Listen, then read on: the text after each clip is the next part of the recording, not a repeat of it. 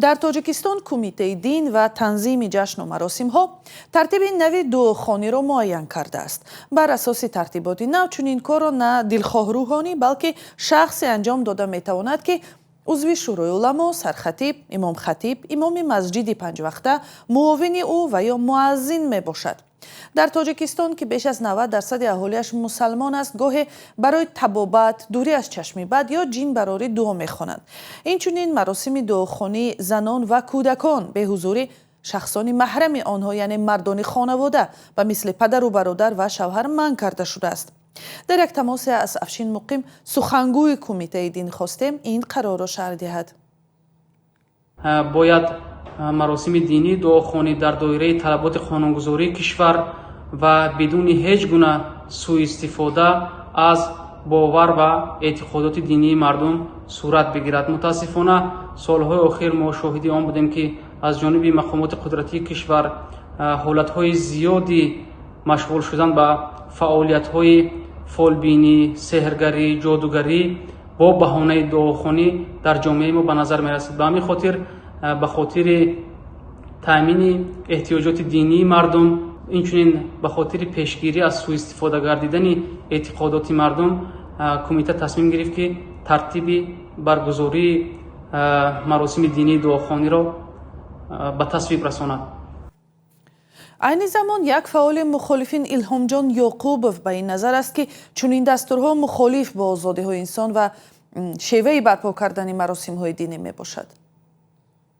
این 100% نقض سرقانونی جمهوری تاجیکستان، نقض یا پایمالشوی حقوق انسان در جمهوری تاجیکستان است و نباید این قرارها ضد سرقانون یا ضد پایمالشوی حقوق انسان برآورده میشد. اما غیر از این نقض خود شریعت اسلامی است و شریعت همیشه تبلیغ به دعا کردن، تبلیغ به عبادت مردم است و دعا نیز مغز عبادت است. مغز عبادت است و هر کس حق دارد که دعا کند در سر دسترخوان برای فرزند خود، پدر یا مادر خود را، حتی آن گذشتگان خودش را که همیشه مردم به ملت تاجیک دعا میکند، نباید این حق را و این اعتقادات و این باور را از مردم بگیرند. این صحبت‌ها در حالی است که رسانه‌های روسیه وقت اخیر گزارش می‌دهند که بسیاری از روحانیان غیر رسمی و فالبین‌های تاجیکستان بعد در این کشور منع شدن فعالیت آنها به روسیه رفته کاری خود را از آنجا توسط اینترنت ادامه می‌دهند. از افشین مقیم خواستم که نظرش را در این باره هم بگوید. چنین فعالیت‌های غیر رسمی هر لحظه می‌تواند که باز هم حالت‌های سوء استفاده از باورهای مردم را به میان آورد و یکی از مشکلات دیگری به طور آنلاینی به راه ماندن فعالیت دعاخوانی در آن است که این میتواند از دیدگاه فقهی پیش از همه مشکل داشته باشد، مثل آن که نکاحی که توسط آنلاین یا تلفن از دیدگاه شرعی به اعتبار دانسته می شود، دعاخوانی هم میتواند از این دیدگاه مشکل داشته باشد. و الهام جان یعقوبوف در این مورد پیشنهاد دیگر دارد.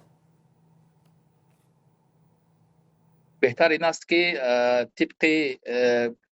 طبق باوری مردم و اعتقاد مردم که اصلا اکثریت مردم به همین جادوگرها یا فالبینها باور ندارند، برعکس طبق حدیث پیامبر اکرم صلی الله علیه و آله، طبق آیات‌های قرآنی آن را به کار برند و مردم و ملت تاجیک را بیدار کنند که به همین گونه جادوگر و فالبین اینها باور نکنند. اگر سر گپ در باره جادوگر و فالبین ها باشد که آنها میخواهند که به همین نمود عملهایی که بعضی نفرها دست میزنند به ترتیبات وارد کنند.